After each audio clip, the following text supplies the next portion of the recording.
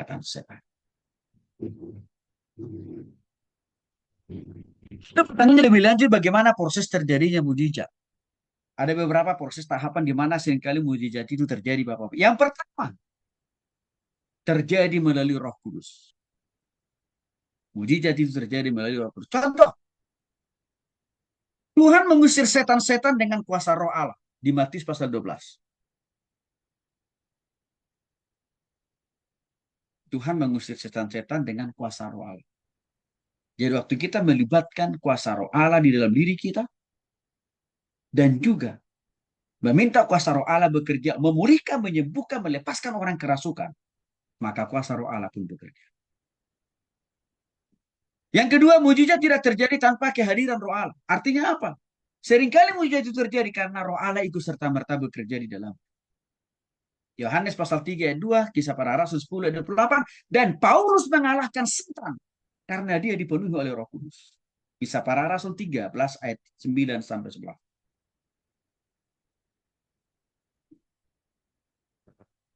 Bahkan Roh Kudus itu memberikan kemampuan dan karunia rohani bagi orang-orang percaya total untuk memiliki karunia dalam menyembuhkan orang sakit, termasuk juga melakukan tanda-tanda mujizat.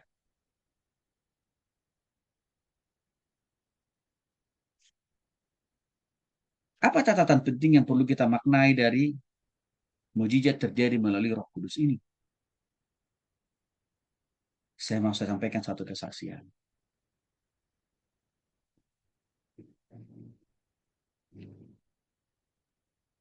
Sudah saya sebut tadi. Waktu kami melakukan pelepasan pengusiran setan terhadap 15 bahkan 20 orang mahasiswa, sebelum kami tangani mereka, waktu itu saya minta dulu pihak kampus mencari pendeta lain atau hamba Tuhan lain. Karena waktu itu posisinya kami sedang ada pelayanan di Lembang. Maka saya bilang waktu itu sama pihak kampus, saya nggak bisa sekarang ke sana. Karena saya masih ada pelayanan nanti dari pagi, siang, bahkan sampai sore, saya bilang. Paling-paling malam saya bisa ke sana. Maka waktu itu saya berikan mereka solusi. Coba cari dulu pendeta atau hamba Tuhan terdekat lah. Pasti ada di situ, saya bilang. Singkat cerita, Bapak Ibu mereka cari dan ketemu dua orang hamba Tuhan. Maka dua orang hamba Tuhan inilah yang pertama melayani para mahasiswa yang kesurupan ini. Dari pagi, siang, sampai sore. Nggak lepas-lepas mereka. Sampai mereka bingung. Lalu mereka kontak saya kembali. Pak Tony, hamba Tuhan yang tadi pagi udah melayani mereka ini dari pagi, siang, sampai sore. Tapi tetap kesurupan, Pak. Dan akhirnya hamba Tuhannya udah pulang.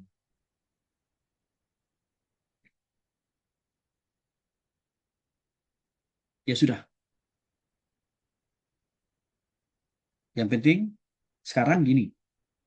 Semua yang kesurupan itu, pisahkan dulu mereka satu persatu. Caranya gimana, Pak?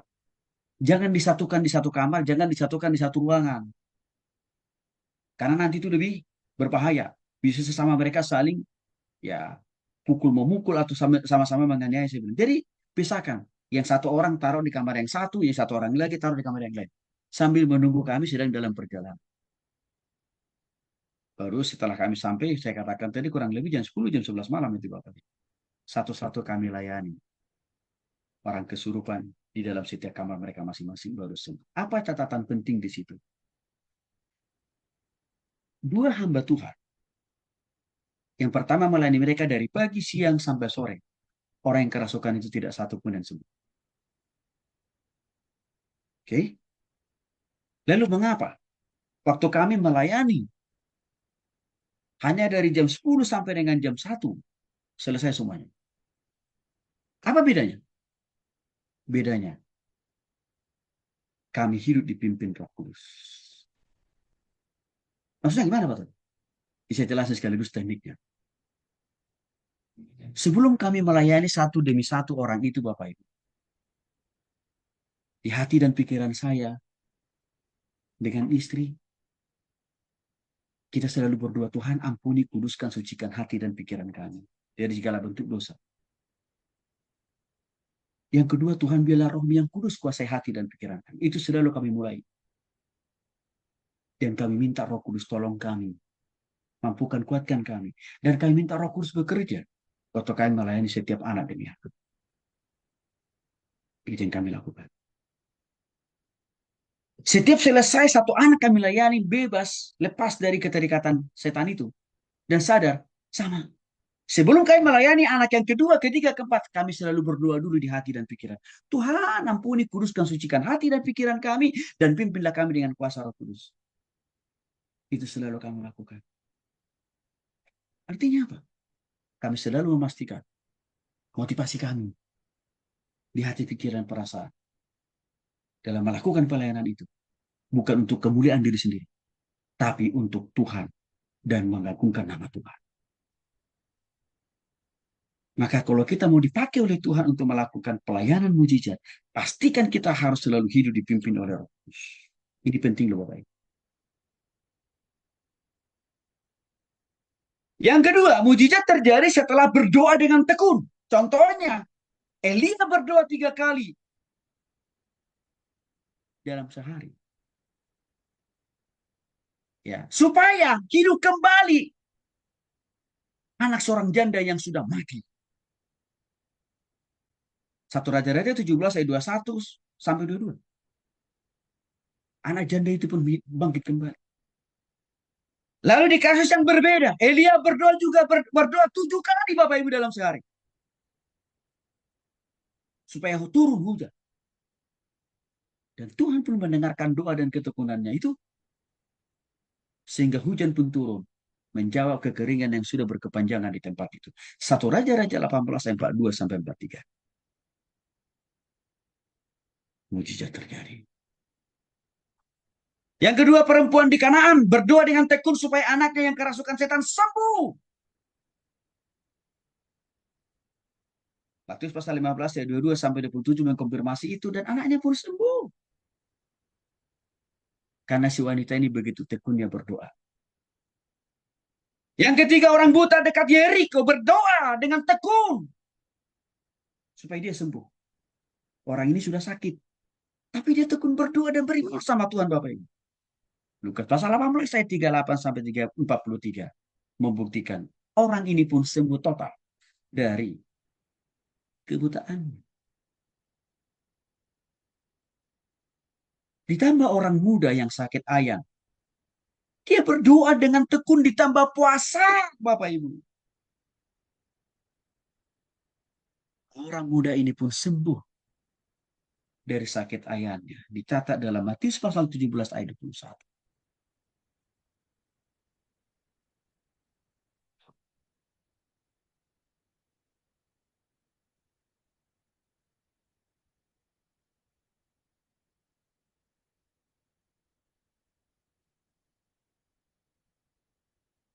Bulan lalu kami punya pergumulan. Kami selalu menjadikan pergumulan orang kami layani itu menjadi pergumulan kami Bapak. Itu selalu udah lama kami taruh pola pikir itu. Bulan yang lalu kami bergumul seorang anak teman kami. Supaya anaknya diterima di perguruan tinggi negeri. Anak ini pintar. Nilainya rata-rata 9. Bahkan di sekolah, dia juara 1 umum. Karena pintar anaknya. Tapi, waktu dia ikut jalur prestasi akademik, nggak ada satu perguruan tinggi negeri pun yang dia pilih menerima dia. Agak aneh juga memang. Lalu setelah itu dia ikut jalur SPMB. Juga dia nggak lulus Bapak Ibu. Lalu nggak lama kemudian dia ikut lagi jalur mandiri. Karena sudah mulai dibuka oleh beberapa kampus.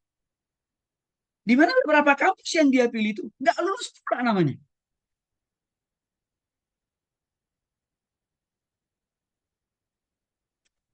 Maka waktu itu kebetulan saya ada pelayanan di Jakarta. Dan sengaja saya ketemu dengan orang tuanya dan keluarga besar, termasuk dengan anak ini. Saya katakan begini, lupakan yang lalu, jangan ingat-ingat lagi kegagalan-kegagalan yang lalu. Lupakan itu.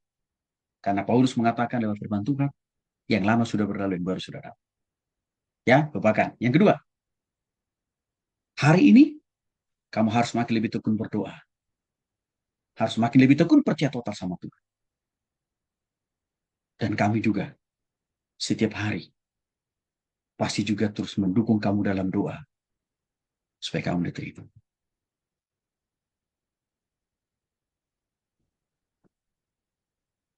Apa yang terjadi Bapak Ibu?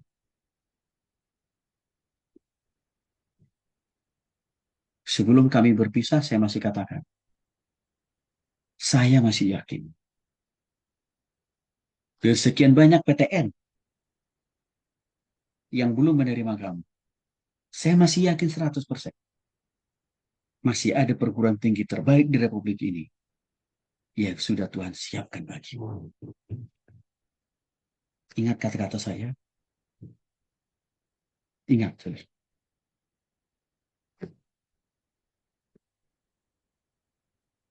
Kita lihat.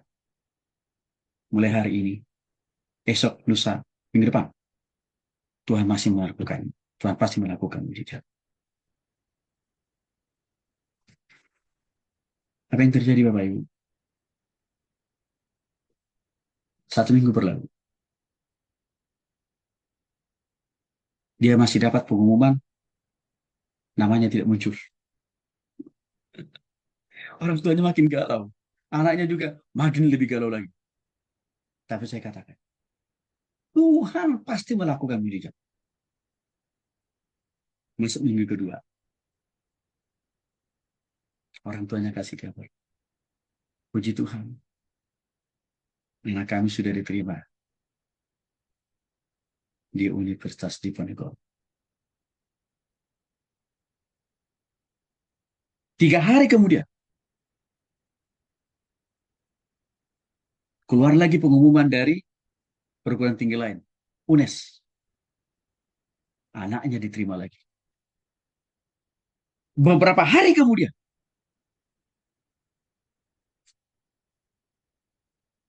Universitas Petra, Negeri Jakarta, juga menerima anaknya ini. 3 mujizat terjadi. Hasil dari ketekunan dan berdoa. Bapak Ibu, ketekunan kita dalam berdoa, ketekunan kita dalam percaya kepada Tuhan tidak ada yang sia-sia. Selalu dipertimbangkan Tuhan, dijadikan Tuhan alat untuk memberkati. Yang ke berikutnya, seringkali mujizat terjadi, saudara, setelah terjadi pertobatan dan kelahiran baru di dalam diri orang yang akan mengalami mujizat.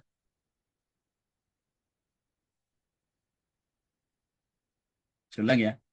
Seringkali mujizat itu terjadi setelah orang itu mengalami pertobatan dan kelahiran baru.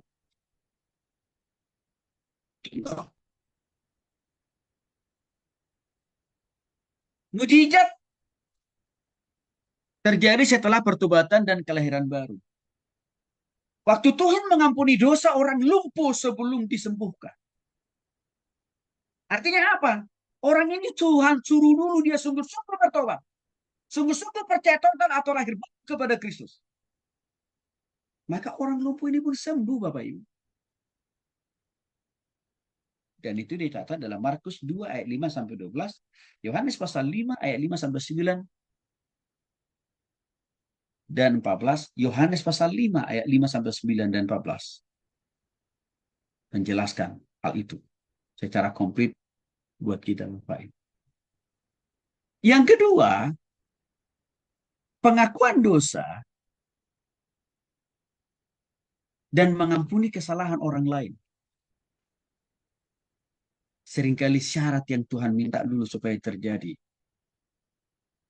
mujizat itu sendiri.